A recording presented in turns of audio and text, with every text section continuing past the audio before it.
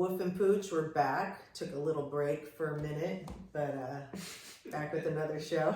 Life gets busy. And another one. I know, but Wolf's been busy with his shorts, some successful shorts, so keeping the momentum alive. But today we wanted to talk about, is the idea of marriage dead or not? And that is an interesting topic these days because a lot of people are, I feel like, losing faith in the idea of marriage, monogamy, all those things. So I don't know, what do you think? When you hear that question, what comes to mind? Do you think the idea of marriage is dead? I don't think it's dead, but I think it's on life support. It's on life support. Meaning, so what makes you feel like it's on life support? I believe there's still some successful marriages out there that strive, sure, and you know that really take the time to do all the necessary things to make it prosper. And then I also believe that most of the generation now and just most of society now, I feel kind of looks at marriage as pointless. And why do you think they think it's pointless? Well, I could see coming from like, because all the contract, it's like marriage is kind of like a contract, you know, it's kind of like a business partnership, right? And I feel like most people look at it that way, especially men who are successful, and you know, and then because you know, women could just divorce, women could just, and not just women either, but men too. But there's successful women out there who view it the same. Yeah, successful women. That's what I'm saying. So either or, right? And then let's just say one person is in it for the wrong reasons, and they're just in it for the money. Right. And let's be real, most, you know, it's not unusual for somebody. Prenuptial agreement. Exactly, you ain't got no prenup. Yeah. Then, or you could just avoid getting married altogether, you know, instead of going through the hassle. And I feel like most people just would rather skip that whole stage, and you know, because, and I kind of agree with that too, because I feel like a connection is a connection. Like, I can see if you want to get married, but I can also see if you don't want to get married. Right. I you know, it's so funny, for years I thought, you know, marriage, the end all be all, right? Like, how would you not want to get married? And my viewpoint now is completely different, having been married and now divorced. I see the benefits to marriage. I see the benefits of not being married, and you could be with the long-term partner and you don't have to have the contract, right? I can see both ways. It's interesting though, I've been asked time and time again, would you get married again? What would you do? And you know, I was like, I don't know, you know, because how do you answer that, right? You don't know who's going to come into your life, what's going to happen, you know, and how you'll feel. Because for a time I was like, absolutely not. Was the first response, just because the divorce process is hard, right? So you like, oh, you don't want to go through that again. But I feel like I do still see the high value in marriage. I see what you're saying, it being on life support, because I don't see a lot of people holding a lot of value with it, sadly. But you know, I remain hopeful that it won't be looked at as such a negative thing, as like a contract. I mean, you know, they have these things called premarital agreements. There's prenuptial and then there's premarital agreements, which is like a little less formal.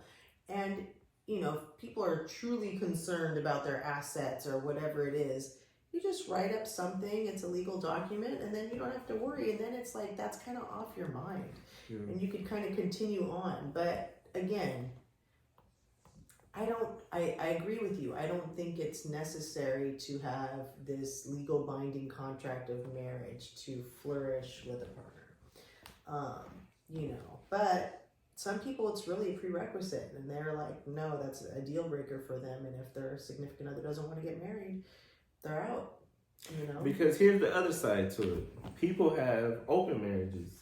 Well, that's and wild. It's like, what's the point of getting married if you still want to, like, I don't even understand see other people? You might as well just stay. I think people do that a lot of times when their marriage goes south. Like, do you think people really start out with an open marriage? I don't know. I feel like that's something that kind of happens. In some situations, yeah. Because people will get married just for other reasons, not really love. A lot of benefits to it, sure. Yeah. You know, health care, all those things. No, that's true. I, for one, know that I could never be in an open marriage. I could never be in an open relationship. That is not for me. I mean, great for people who can. I'm not built that way. However, it's to me, it's like when you think of marriage and you think of open, in my mind, they don't even go together. Like, it's just a bizarre concept to me. But again, I'm, not thinking like that, right? Like, I'm thinking, what's the point of getting married? Like you said, I wanted to jump back a little bit because you said, people, it's on a life support. And that was really kind of an interesting analogy. And you said because people aren't getting married or they're not implementing what they really should in a marriage to like really make it flourish and work. And so what do you think that things are that people really, like critical points that are necessary to make a marriage successful? Would you say right off the top of your head, if you could say? It'd be hard to say because I've never been married. Never been married. Okay, so true. Okay, well I could speak to this, but you would have to say. I could speak to it, but I was just kind of wondering what you would like your criteria for a wife, like as far as like certain things you would need and want if you were ever to take that step. Well, I just did a short about the Proverbs 31 woman. Yes, you did. It was very successful. And so, honestly, when I was reading that in the Bible, that section, it kind of told me like what a standard of a woman or what a wife is supposed to be, like what a virtuous woman is. If anybody was ever wondering, like how a female is supposed to carry herself, and you can always look at Proverbs 31, in the Bible, and I love that scripture. And so I would say, just like a female that adds like value and those qualities and displays like a peace of mind, or it gives the husband a peace of mind, and it's just like a great like teammate, Well, really, because marriage is a partnership. Yeah. And I mean, I think you need to be each other's peace. Facts. Facts. Absolutely. I mean, if you're not each other's peace, then it's like, what are we doing? Definitely. But yeah, no, I definitely think there are obviously, when I think of the criteria for marriage, clearly respect. And I hate to say it, I know a lot of guys personally who feel pressured into getting married, so they get married. That's the wrong reason. Don't do it. Whether it's don't do it because you feel pressured. Do it because you're in family love. Members or the outside noise coming in. Oh, it's always like that. Y'all been together for 5 years. Oh, y'all been together for 10 years. We all gonna get married, and it's like. And then when you get married, they're like, "Oh, when you have a kid?" It never stops. And it's kind of it's just what society expects, and what people kind of put this false, they push this false narrative that you gotta have like a kid by a certain age or be married by a certain age. And some people don't want kids. Exactly. I mean, there's that too, right? Some people don't want kids, and if you don't want kids, you shouldn't have kids, because guess what? It's a lifelong responsibility. I mean, I am truly grateful for my children. They're my 3 blessings. But I'm just saying there are people who felt pressured into having kids, and then, if they do end up divorced, then, sometimes that parent just skips out, and it's like, how unfair is that to the child who didn't ask for any of that? So yeah, I hear what you're saying, and obviously if you get pressured into marriage, it's probably not going to be successful because you're resentful. No, you have to be all in. Yeah, because then infidelity kicks in, and then it's just bad. It's just like. You never wanted to be in that position in the first place. So that's why I understand why people would want to avoid marriage. But for the ones that do if you feel like you found that one, then I wouldn't blame them if they went for it. But I would just say, me personally, I'm not in a rush to get married, because no one should be in a rush to get married. I suggest you take your time. You take your time, you live your life, and just not, fall into the peer pressure of you got to have this by a certain age and this by a certain age. It's like everybody has their own timeline. Yeah, babies, they walk at all different stages. Some walk early, some walk later, and it's the same thing with this, right? Like, you have people who got married super young. You have married people when they're older. It's like everybody has their own way of doing things. And I feel like you're right. There is peer pressure, and it really needs to stop. Ain't no peer pressure when it comes to me. Like well, no, you have to turn off the noise. I mean, but some people don't. Some people don't have good boundaries. Like Deion Sanders said, I put pressure on my peers. And ain't no peer pressure. Shout out to Deion. Yeah, I mean, it's what you want for yourself. You can't, please whoever it is that is pressuring you, right? Like, okay, well, if could be a parent, right? A lot of parents are guilty of saying, when are you gonna marry that girl? When are you gonna marry that? What's going on? Why isn't he da da da da da? Then then you feel this obligation to fulfill that, right? Especially if you got kids with them. Then it's like, that happens too. Then you have the kid first. Oh, when's he gonna marry you? It's like, wow. He was man enough to put a baby in. He ain't man enough. And it's like, at the end of the day, it's your life to live, not theirs. And that's where the strong boundaries need to come in.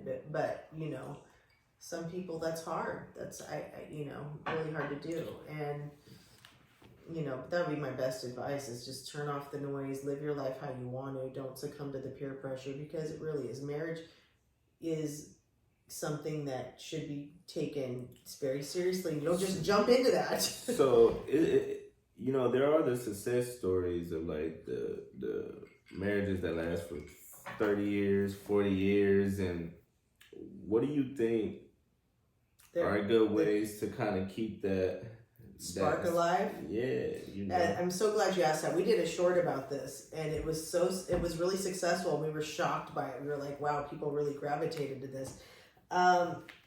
Keeping the spark alive. Date your wife, date your husband. I think that is so important. Like, surprise them with things, to keep that kind of excitement going. Obviously, good communication is important. You're gonna get tired of each other. When you are with the same person day in and day out, and you guys like just know exactly how each other moves and all these things, right? Like, it's gonna be a little robotic after a while, but you have to learn how to just take time for yourself. Obviously, that's important. And just not run away if things get hard, right? Because there is no such thing as, like, it's not ever going to be all roses. You're not going to agree on everything. So, if something comes up and you guys have an altercation or whatever, you can't run into somebody else's arms. You can't run off. Like, you got to take some time and try to fix it, or have an understanding with each other, compromising, all those things. Because that's what happens. A lot of times, couples will get into these situations where they're, unhappy, or things that, someone's let somebody down, and then what happens? Then they're like, oh, whatever, well, I'm going to go find that love somewhere else. And then you have a new problem. So it's like, no, don't run to someone else. Stay and fix what you have, because that other person's not going to fix it. That's a temporary fix that can mess up your true, situation that you have that's real, right? That's like the fantasy is not going to fix what you have that's real. So I don't know. I just feel like oftentimes things get really dry when when you have kids. Yeah. That and I also just see a lot of men that's married, like, not a lot, but some, they just seem kind of going through the motions, Like, they just kind of there. There is a degree of that, but here's the thing. Like, if you have conversations ahead of time, like, say, hey, you know what, this is something that's really important to me, and every week I want to do, whatever it is, like, I don't know, like, whatever hobby it is you have, like, I want to go do this for myself, blah, blah, blah. Okay, great. As you should. And that should be supported. Same with women. If she wants to, has a brunch date or her extracurricular things that she does, that needs to be supported and honored. And then guess what? When you feel supported and honored, you're going to want to be coming back to that person because they respect you. You're going to want to spend time with the person because you've had your little time away. I'm not talking about days away. I'm talking about, a few hours, whatever you do. And then, you come back together. And then it's like you almost feel refreshed. It's like you hit that reset button, right? but you're right. It's so easy to get locked into the day to day, and like I brought up, when kids drop in, if you have kids together, well then the dynamic completely changes, and it changes in a way of like, okay, now I'm not just living for myself. I have these children, this child to care for, and so now their needs are important, and you're not to say your needs get pushed aside, but especially they when get pushed aside. they do to a degree, right? Like you have to find that balance, and I admit I was not good at that balance early on. I poured my life completely into my kids, and I was fine with that, but it caught up to me, and I was like, whoa, like. When they got older, I kind of had that realization of, okay, I kind of have to start doing some things for myself. So yeah, and it could cause issues in the marriage because you get resentful. You're like, I'm doing all this for everybody. I'm not doing anything for myself. So find the balance, ladies. They say the married men want to be single, and like single men want to be married. Kind of married, yeah. Like the single dude's looking for love, the married dude's looking for like something on the side. Everybody wants what they can't have. And don't get me started on the whole side thing, because I don't even understand that whole philosophy. Like, what's the point of getting married? Having a wife, a mistress. It's so ridiculous to me. It's like, first of all, see, I still can't wrap my head around why someone would want to be a mistress. Because to me, the mistress is always going to want to be the one that's going to want to be the wife anyways. Is there ever a mistress? Or the side dude. A dude dude is different.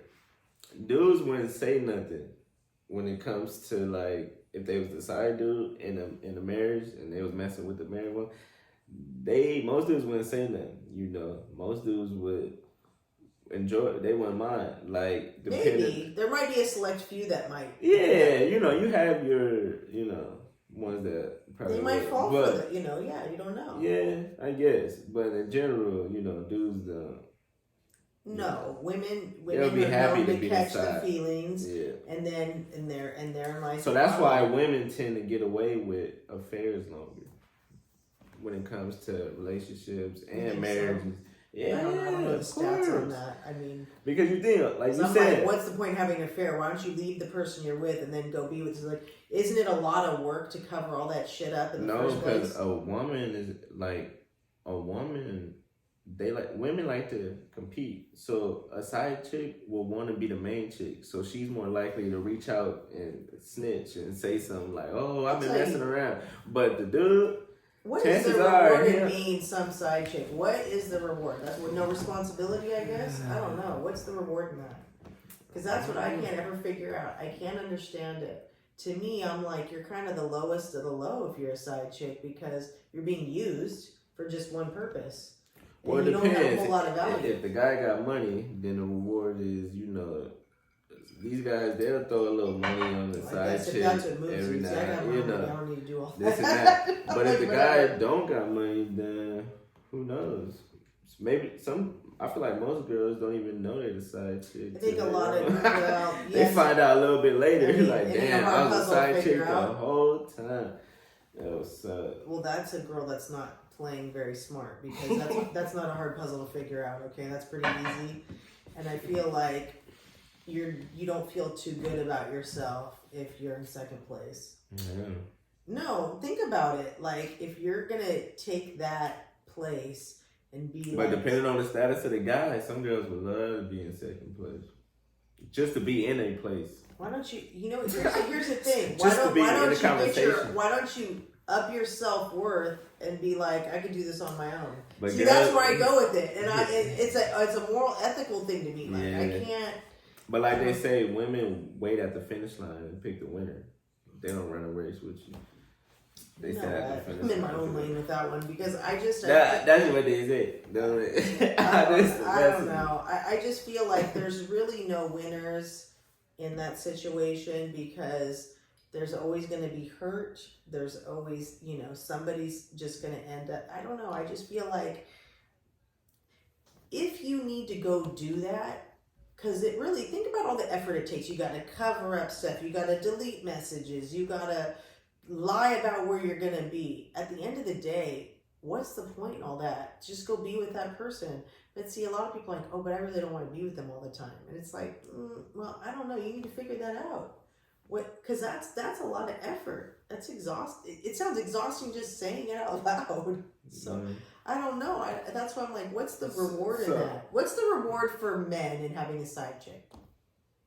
I don't know, but that's another topic for another show. True. I know we got off base here. So we're talking about marriage, to wrap things up right now, because the game is on. But anyway, what about to say? You asked me the question, but I don't think you answered it. So do you think marriage is dead? Or? Do I think marriage is dead? No, I don't. I don't think it's dead, but I agree with you about it being on life support. I don't feel like people value marriage like they used to. And it's a little sad to me because marriage is a beautiful thing. It's like it's getting a bad rap, right? It's getting this, oh, you're tied down, oh, you're this, oh, you're that. It's like it's not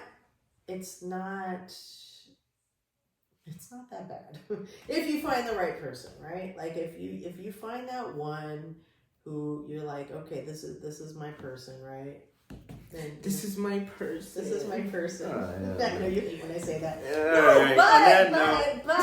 But it could be. But again, at the end of the day, you don't need to get married even if you find that person. Whatever you two agree on as a commitment and what you want to be to each other, then that's what it should be. No one should feel pressure to be married.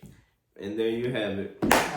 In the words of Pooch, I think the consensus was marriage is on life support. So it is, but yeah. Until we see some life, some more life in this thing, we're gonna end it right there. But we appreciate the support once again. It's your boy Wolf, Pooch, and y'all take care.